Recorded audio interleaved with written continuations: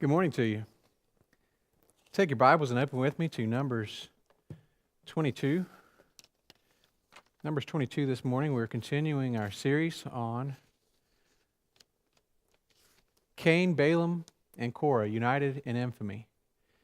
We've dealt in the previous weeks on Cain and Korah. Today we're going to deal with Balaam, and this is actually going to take two parts, more than likely. Out of a trio of infamous characters from Jude 11, Balaam receives more mention in the Bible than any other. 9 books of the Bible reference him. Numbers, of course, gives the most exhaustive narrative, while Deuteronomy repeats these events. And of course, you know Deuteronomy is basically a retelling of Moses of the events of Exodus and Numbers. The books Joshua, Judges, Nehemiah, Micah all briefly mention the account of Balaam, or Balak, who is the king that is attached at the hip to Balaam. 3 New Testament books talk about him, and you already realize that Jude is one of them in verse 11. We're going to look at the other 2 shortly. Now, to keep in mind where we are in the timeline of Israel's history, Israel is still between leaving Egypt and entering the Promised Land. You know that their refusal to enter the Promised Land after 2 years, after the spies were sent in, 2 with a positive report, 10 with a negative report, God says, that's fine, none of you will go in, save Caleb and Joshua, and Israel was assigned to another 38 years of wandering in the wilderness, amounting to a 40-year delay before entering the land. Toward the last part of this 40 years, God does allow Israel to conquer certain kingdoms, no doubt to prepare Joshua as he would lead the people into battle after Moses' death. Sihon and Og were 2 kings of Amorite nations that Israel had conquered just in Numbers 21, just prior to the chapter we're looking at this morning. And now Balak, who is the king of Moab, decides, I'm going to make a league with Midian because looking at the way things are progressing, looking at the path the Israelites are taking, we are next on the map and we're going to be wiped out. But he doesn't just rely on Midian. He realizes he's going to need some divine intervention. And he knew just the man to call. And that man was Balaam. To give you some background, he is an oddity in Scripture. He is a Gentile prophet with real knowledge of the God of Israel. We're not told a specific nationality, but we can understand through the context that he's not an Israelite, he's not a Moabite, he's not a Midianite. The king of Moab, as I mentioned already, Balak, sends for him in chapter 22. Verse 5, we'll begin reading mid-verse there. And it says, Behold, there is a people come out from Egypt. Behold, they cover the face of the earth, and they abide over against me. Come now, therefore, I pray thee, curse me this people, for they are too mighty for me. Peradventure I shall prevail, that we may smite them, and that I may drive them out of the land. For I wot, which is to say, I understand, that he whom thou blessest is blessed, and he whom thou cursest is cursed. That's the message that Balak delivers to Balaam through his servants. Balaam houses the messengers overnight, tells them, I'll give you an answer in the morning, let me talk to God about this. God speaks clearly to Balaam, gives him an answer in verse 12. Thou shalt not go with them, thou shalt not curse the people, for they are blessed. Balaam sends them away. They report back to Balak. Balak sends another group to try to persuade Balaam. Now, funny, he says to them, now God's already told me no, but let me ask God again to see what he may say more. We may say, well, maybe God's changed his mind. Let me ask him again. God permits Balaam to make this trip with a caveat. He says, only say exactly what I give you to say. Interesting things about Balaam's story is you will find several threes in his story. 3 times in chapter 22, his donkey veers from obedience from his master. which is somewhat symbolic of how Balaam veered on 3 occasions from the will of his master. 3 times Balaam tries to curse Israel in chapters 23 and 24, but all 3 times blessing comes out. Now, we read his name only in chapters 22, 23, 24, and then in chapter 31, where we find his death recorded, and we tend to think that is the end of the story. You know, old Balaam, he tried cursing the children of Israel, but instead a blessing came out of his mouth. We know the story about Balaam and his donkey when they had a conversation, and we think that is it, but that's not the end of the story, not in the least. As a matter of fact, Balaam brought downfall to Israel, to the people of God, in one key way. In fact, he actually caused more Israelites to perish due to God's wrath by something that he did or by something that he recommended. More died because of what happened in Numbers chapter 25 than in the sin where Aaron made the golden calves and the people worshipped, and in Korah's rebellion combined. I plan to bring that out next week.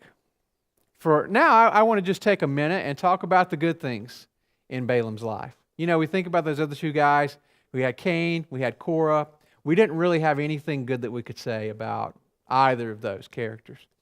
But Balaam does have a couple of redeeming qualities, not enough to make him a hero of the faith, but we can see some positive things about him.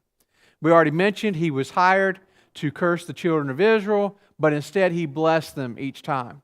That's a good thing. It does also appear that he genuinely sought God's will, as he asked God whether or not he should travel to Balak with the servants. In fact, he asked him twice, instead of just proceeding on his own, according to his own will. In chapter 24, he gives a distinct prophecy about the coming Messiah. He says in verse 17, now this is 1,500 years away still. In verse 17, he says, I shall see him, but not now. I shall behold him, but not nigh. There shall come a star out of Jacob, and a scepter shall rise out of Israel, and shall smite the corners of Moab, and destroy all the children of Sheth. And Edom shall be a possession, Seir also shall be a possession for his enemies, and Israel shall do valiantly. Out of Jacob shall come he that shall have dominion, and shall destroy him that remaineth of the city. He actually follows up that prophecy with one regarding the rise and fall of the kingdom of Assyria, which again is going to be fulfilled a few hundred years later over a several hundred-year span. He appears to be a true prophet of God in that, you know, one of the marks of an Old Testament prophet, if he were a true prophet, then 100% of his prophecies would come true. And they all did. However, just because he prophesied truly, I would not hold him up as a model prophet or preacher or pastor. And here's why. We're going to look at the 3 New Testament mentions. The first one's in Revelation chapter 2. I'll give you a moment to get there. Revelation 2, we realize that this is the letters that the Spirit is speaking to each of the 7 churches. Revelation chapter 2, verse 14 says this, and Balaam is mentioned here, but I have a few things against thee. This is to the church of Pergamos, because thou hast there them that hold the doctrine of Balaam, who taught Balak to cast a stumbling block before the children of Israel, to eat things sacrificed unto idols, and to commit fornication. So hast thou also them that hold the doctrine of the Nicolaitanes, which thing I hate. Now, the word doctrine that's used here is the word didache, which is translated in some cases doctrine and in some cases teaching. So what Balaam taught is the same thing that the Nicolaitanes held, the followers of Nicholas, and God hated that. So what Balaam taught, God hates. It specifically spells idolatry and fornication here, and we'll see in detail next week what exactly happened in Numbers 25. This passage and another passage specifically tell us that Balaam was the mastermind of that plan to bring Israel down. Now, why would Balaam, who is a prophet of the Lord, seek to do such a thing, to cause the deaths of 24,000 Jews, God's chosen people? You know, you would think, wait a second, doesn't that go against some code, of ethics? Doctors have to subscribe or swear to the Hippocratic Oath, which just very succinctly says, help or else do no harm to the patient. You would think there would be some sort of oath like that for prophets or ministers. Do no harm, only help.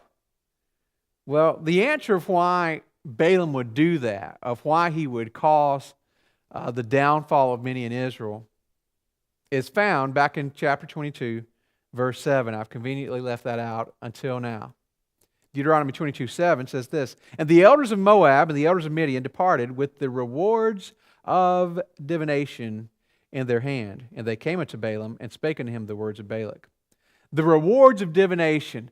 These were the fees that they would pay a person to contact or summon a deity, a divine being. The rewards of divination. To find a man in whom the Spirit of God is, or the Spirit of a God, and to get him to contact that deity and to fulfill the will of the people who were paying the fee. We see that as Balaam turned down the initial offer, those individuals returned, and we see down in verse 15, Balak sent yet again princes, more and more honorable than they. And they came to Balaam and said to him, "Thus saith Balak the son of Zippor, Let nothing, I pray thee, hinder thee from coming to me. For I will promote thee unto very great honor, and I will do whatsoever thou sayest unto me. Come therefore, I pray thee, curse me this people." Verse 18, "And Balaam answered and said unto the servants of Balak, If Balak would give me his house full of silver and gold, I cannot go beyond the word of the Lord my God to do less or more. But let me ask again, just to be sure. Because apparently they have offered a house full of silver and of gold." So we see there in Revelation 2:14 the doctrine of Balaam. Let's look now at 2 Peter chapter 2. 2 Peter chapter 2, verse 15 contains the next reference to Balaam that we find in the New Testament. It says this.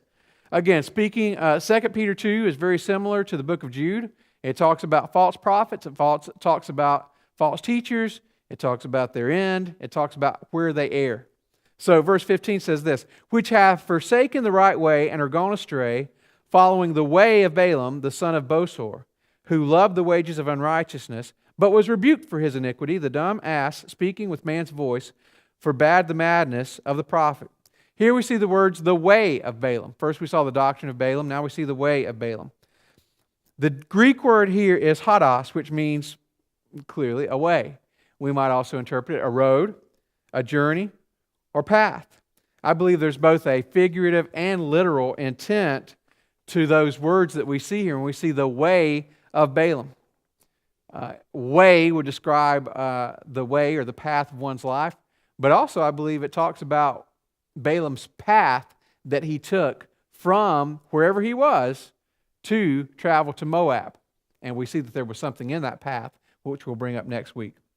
Lastly, we look at our text verse, Jude chapter 11, and we see this part that speaks about Balaam, and it says, "And ran greedily after the error of Balaam for reward." Now we see these three words attached to Balaam: his doctrine, his way, and his error. I believe there is a progression here. First of all, doctrine. Doctrine is teaching, is the word that we saw, the Greek word that we saw there. It means teaching. A system of beliefs or values. You teach what you believe. You believe what you're taught.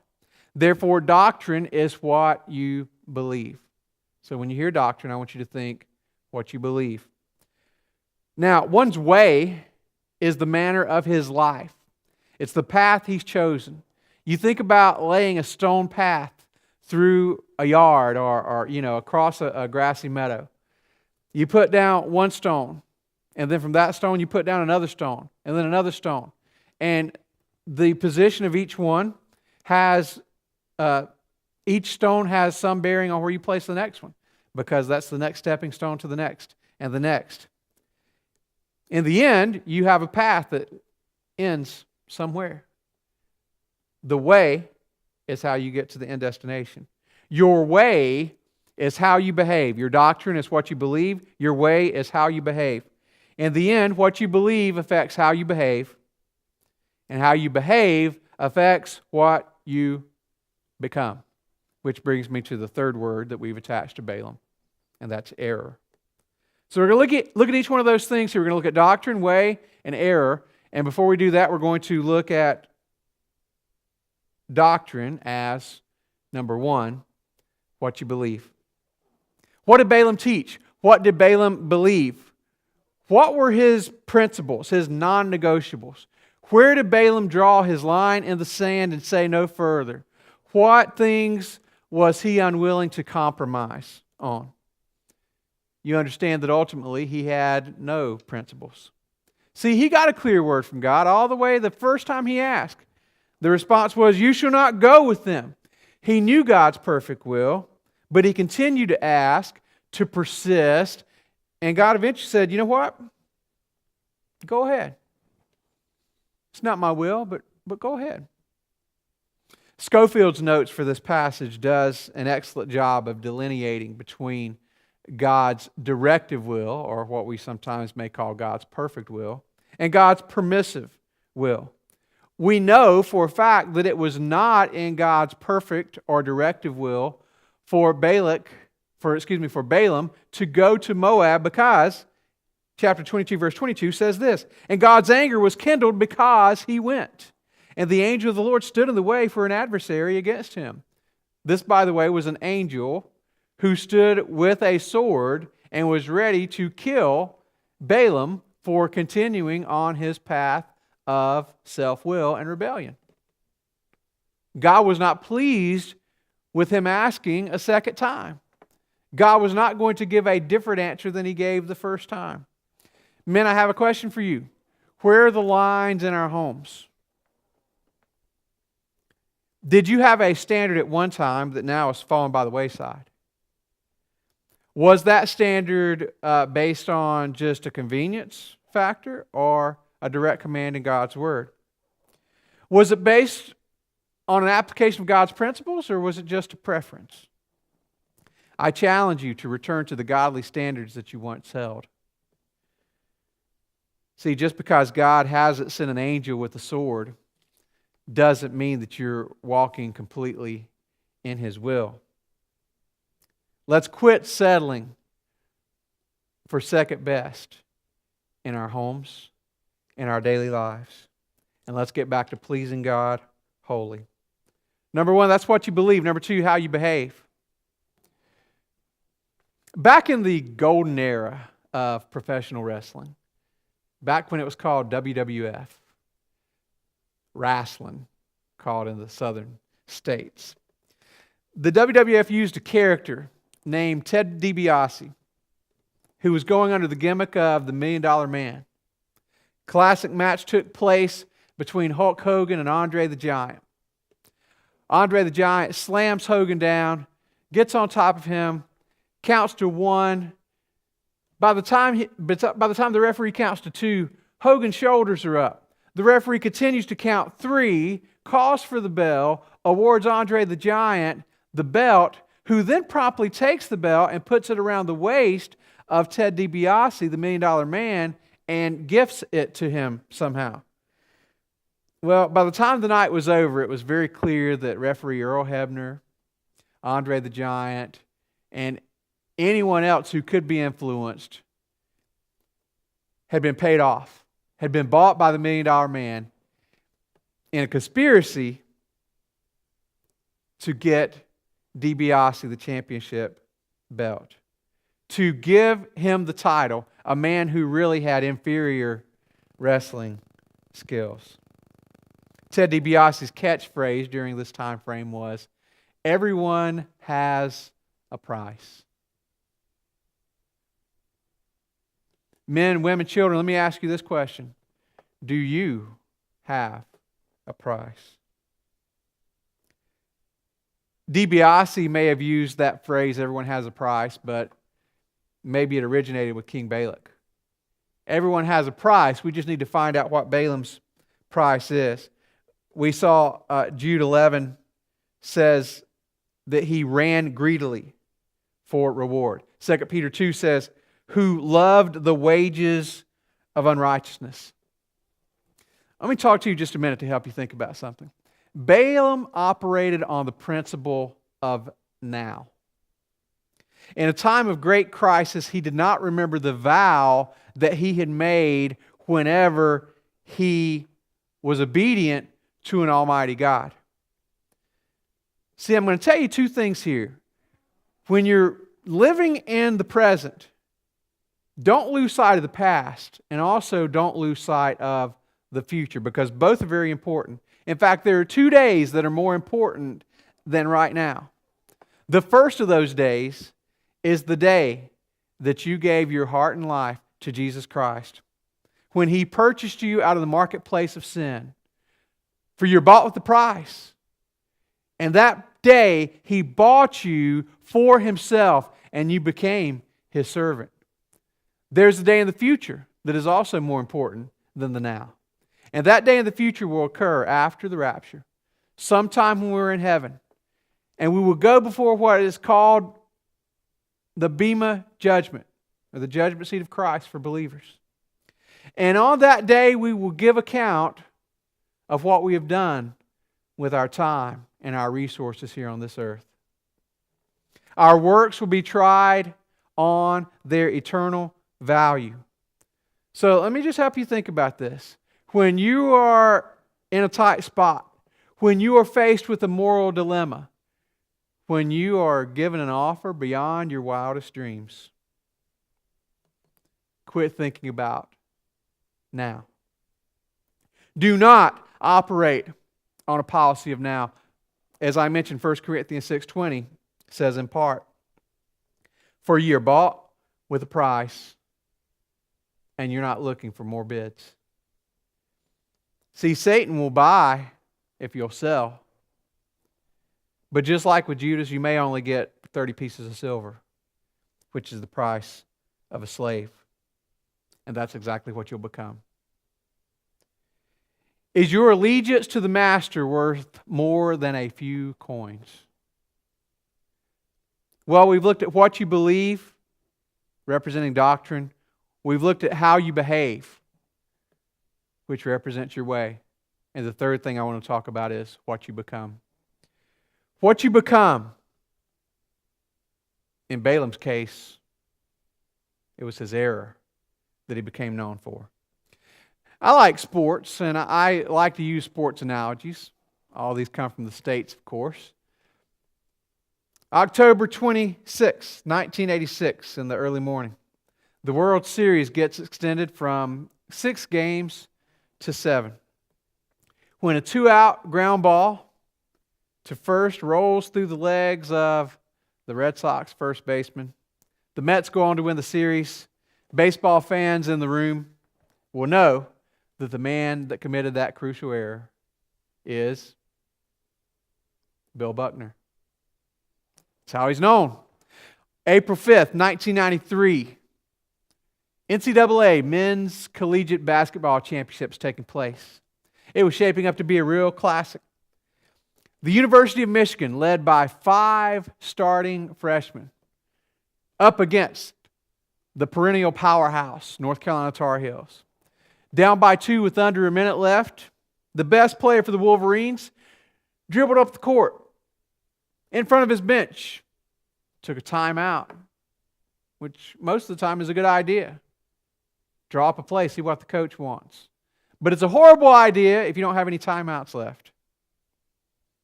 The young man's name who called that timeout, if you're a basketball fan, you already know who it was. Chris Webber. The technical free throws for calling a timeout when you don't have any.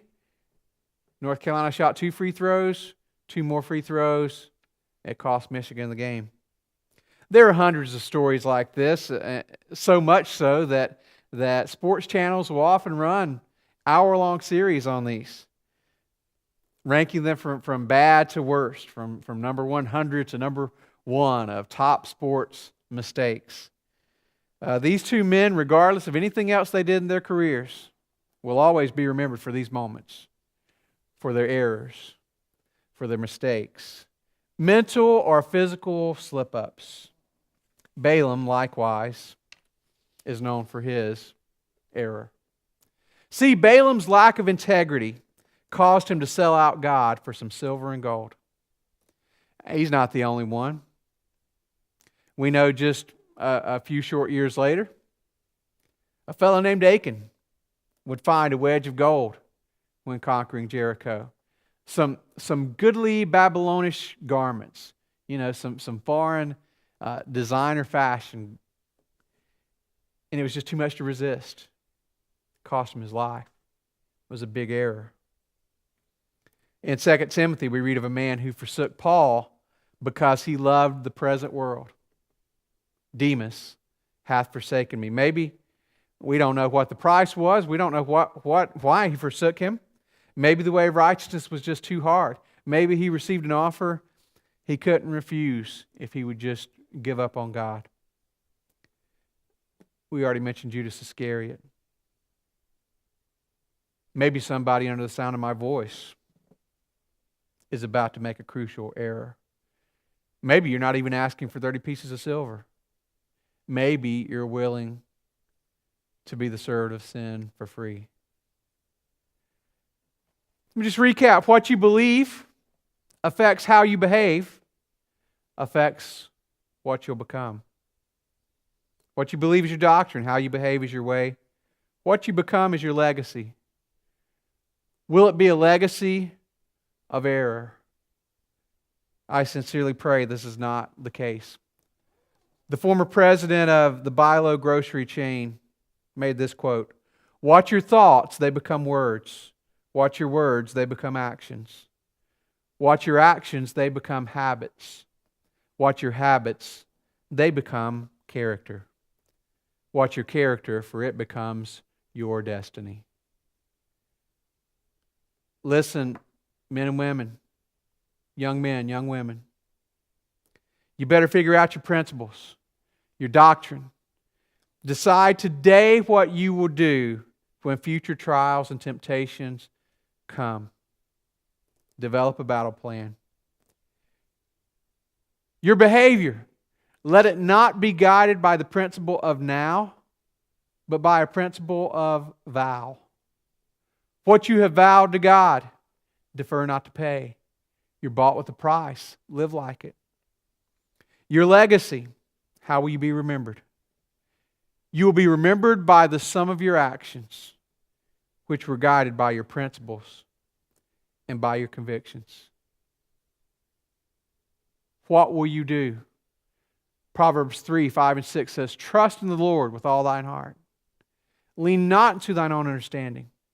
In all thy ways acknowledge Him, and He shall direct thy paths." Is your doctrine right? Is your way right? If so, your legacy will be right. You will be tempted to sell out. You'll be tempted to operate under the principle of now. Forsake that, for you're bought with a price.